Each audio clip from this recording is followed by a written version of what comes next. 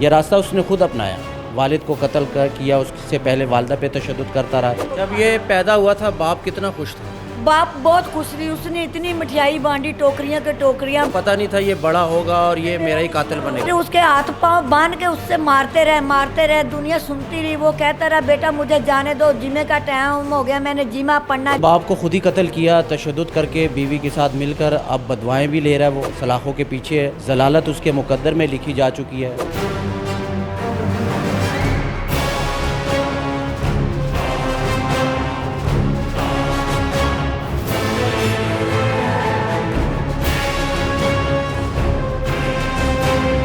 बिस्मिल्लाहिर्रहमानिर्रहीम, अस्सलाम वालेकुम। MYK में आपको खुश आमदीद कहूँगा।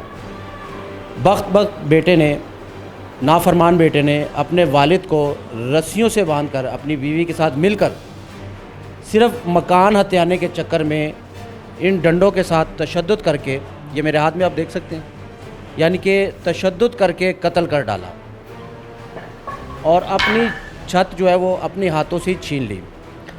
अब उनकी बेटियां भी हैं, एक बेटा और है, उसकी वालदा यहाँ पर मौजूद है। गम है, गुस्सा है, बेटे ने क्यों ऐसा किया, अपने बाप को क्यों कत्ल किया, सिर्फ जायदाद के लिए, मकान के लिए। इससे पहले भी बेटा लालची था, बेटे को बड़ा कुछ दिया, लाखों रुपए दिए, मकान में हिस्सा दिया, उसकी शादी की। शादी के बाद जाहिर है जब उसकी शादी हुई तो इनके घर वालों का कहना है कि उसकी बीवी उसको कहती थी कि मकान लो, इनसे ये वाला मकान भी लो, प्रॉपर्टी में और भी हिस्सा लो। यानी कि ये सारी चीज़ें चलती रहती थी, तशद्दुद होता रहता था। माँ के ऊपर पहले भी तशद्दुद कर चुका है। वो तस्वीर आप अपनी स्क्रीन पे देख सकते हैं कि माँ के सर से खून निकल रहा है। ये कमबख्त बेटा, बदबख्त कहूँगा मैं इसको, बदनसीब कहूँगा, इस वक्त हवालात में है, सलाखों के पीछे है। माँ को तशद्दुद का निशाना बनाता था, बल्कि बाप को भी बनाता था, पैसों के लिए, मकान के लिए। जब गुस्सा ज़्यादा हुआ तो बाप को बांध कर बीवी के साथ मिलकर उसको कत्ल कर डाला, बड़ी बेदर्दी के साथ तशद्दुद किया। वो तस्वीरें भी आप देख रहे होंगे। लेकिन मेरे साथ इस वक्त माँ मौजूद है जिनके ऊपर तशद्दुद किया और उसके बाद अब इसके शोहर को यानी कि अपने वालिद को कत्ल किया। बहनें भी मौजूद है। ये कदों होया सी ते किस चीज़ नाल तशद्दुद किया, तुसी कार नहीं सोचदे? नहीं जी, मैं घर नहीं सी, मैनू उन्होंने अगवा किया होया सी इस जगह की खातर, तो मैनू बड़े दूर इलाके च छड्ड आए सी। वो तो फिर मैं अपने रिश्तेदारों के घर चली गई सी। मेरा शोहर अब कमा नहीं सी सकता, बूढ़ा हो गया सी।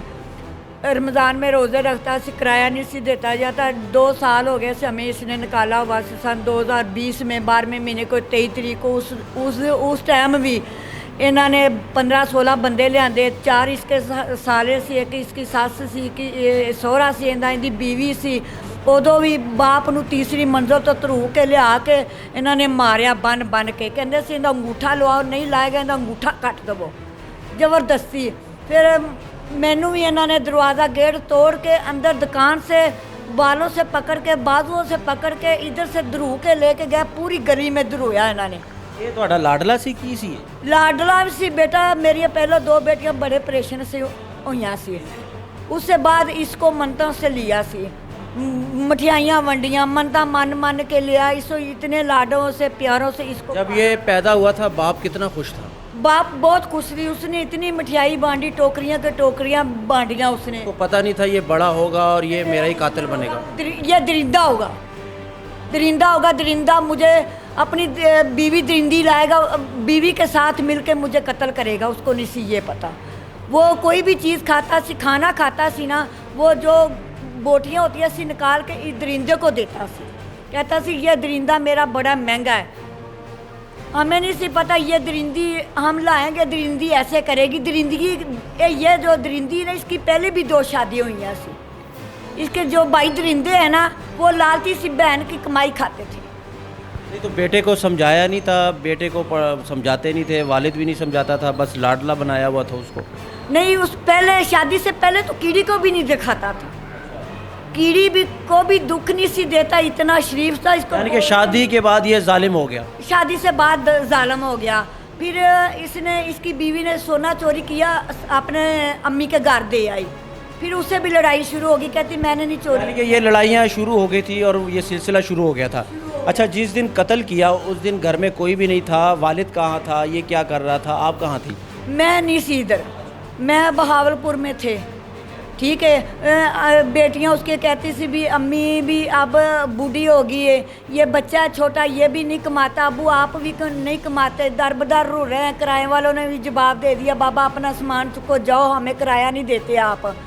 उसने सामान उठाया, किसी के घर रख दिया। बेटियों ने कहा अबू इसको जगह को बेच दो, ये जगह इधर ही था, वालिद इधर ही था, बता रही। यहाँ पे कत्ल किया। हाँ, वो फिर उसने प्रॉपर्टी डीलर वालों को कहा भी ये मैंने जगह सेल करनी, मैं अपनी बच्चियों का भी हिस्सा देना है, आप भी जो मेरा बनता मैं लेके जगह कितने लेके ना बैठ जाता हूँ। वो मेरा शोहर ना ये प्रॉपर्टी डीलर को मकान दिखाने के लिए आया था। तो प्रॉपर्टी डीलर चढ़े गए, औरत इधर थी जो प्रॉपर्टी डीलर थी, वो इधर ही सी जो मेरे बेटे ने थे और बहू ने अंदर बंद करके कुंडी लगा के बेटे ने पकड़ लिया। ये जो बहू सी ना वो डंडे के साथ उसको मारती रही है, मार के फिर इधर उसको बैठा दिया, उसकी शलवार उतारी, उससे नाला निकाल के उसके पाँव बांधे, पाँव अपनी सुसर के उसकी नूह ने, क्यों उसने पहले भी जिनाह का पर्चा करवाया हुआ मेरे शोहर के ऊपर। वो फिर उसके हाथ पांव बांध के उससे मारते रहे, दुनिया सुनती रही। वो कहता रहा बेटा मुझे जाने दो, जिमे का टाइम हो गया, मैंने जिमा पढ़ना।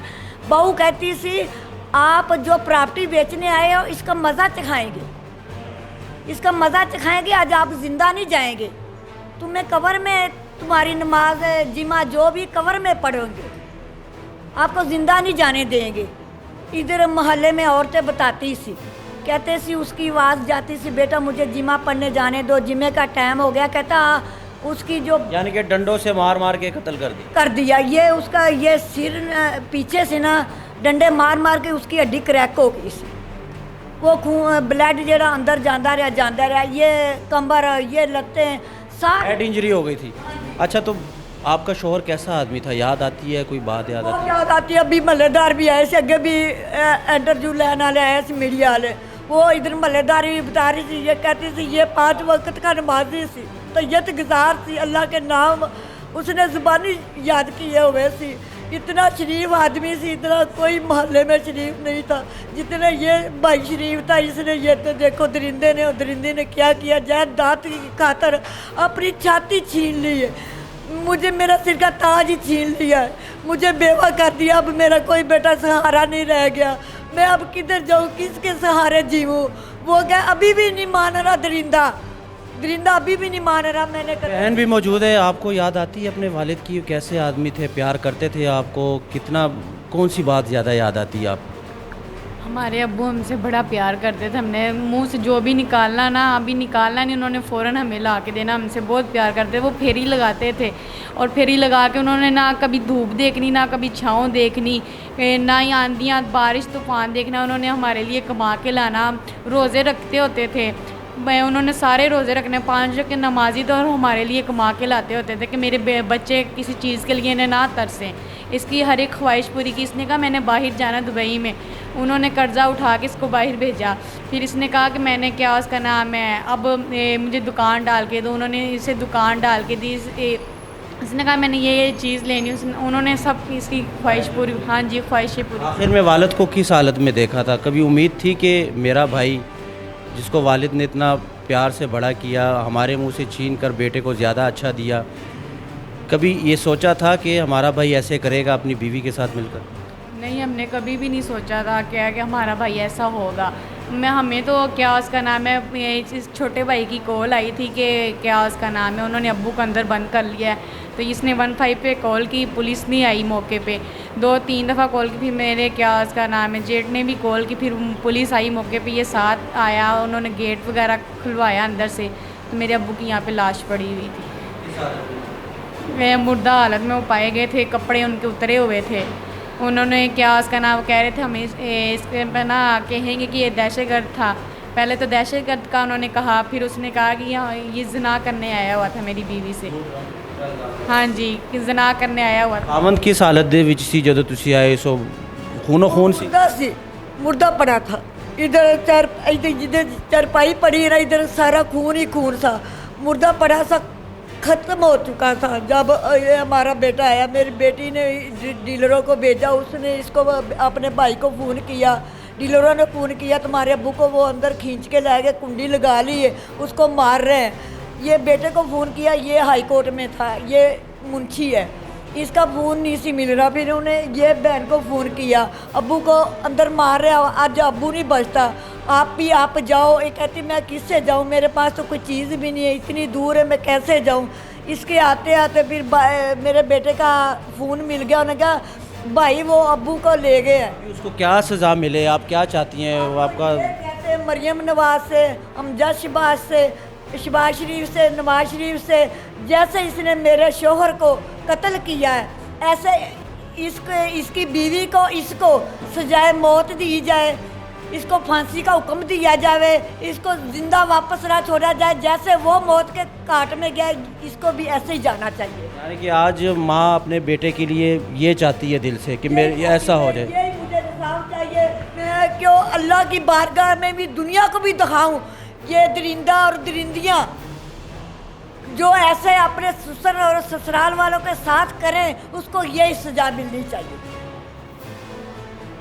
ये हालत है जी, बाप को खुद ही कत्ल किया तशद्दुद करके, बीवी के साथ मिलकर, अब बदवाएँ भी ले रहा है, वो सलाखों के पीछे है। जलालत उसके मुकद्दर में लिखी जा चुकी है, बदबख्ती उसके मुकद्दर में लिखी जा चुकी है, बदनसीबी उसके मुकद्दर में लिखी जा चुकी है, उसने खुद लिखी है। यह रास्ता उसने खुद अपनाया, वालिद को कत्ल किया, उससे पहले वालदा पे तशद्दुद करता रहा। यानी कि ऐसी दुनिया, बदनसीबी की दुनिया, जलालत की दुनिया उसने खुद अपनाई।